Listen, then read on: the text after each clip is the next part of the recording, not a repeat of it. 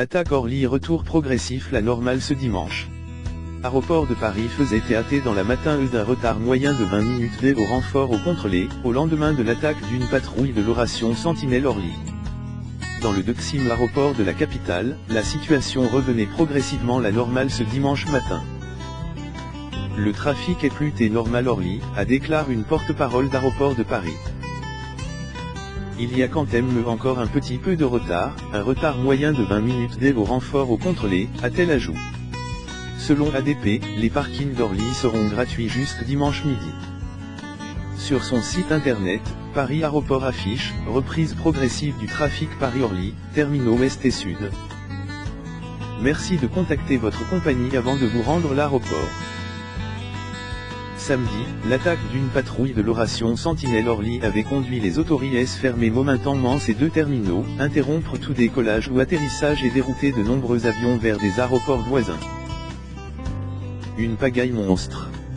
Une centaine de personnes qui n'avaient pu prendre leur vol samedi ont dormi à l'aéroport d'Orly, qui a installé des lits d'appoint pour l'occasion.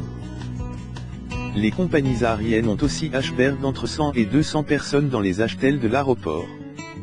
Selon la délégation générale de l'aviation civile, 216 vols étaient prévus samedi à l'aéroport d'Orly, au départ comme l'arrivée. Les vols, suspendus au départ comme l'arrivée, avaient commandé reprendre partiellement en milieu de journée, après 4 heures d'interruption. Des vols déroutés samedi. La fermeture des deux terminaux a obligé les autorités aéroportuaires dérouter de nombreux vols notamment vers Roissy, les passagers des avions PR100 sur le tarmac d'Orly ayant eu pour leur part pour consigne de rester bord des appareils. Quelques-uns. 500 personnes se trouvaient bord, selon ADP. Toutes ont finalement pu débarquer.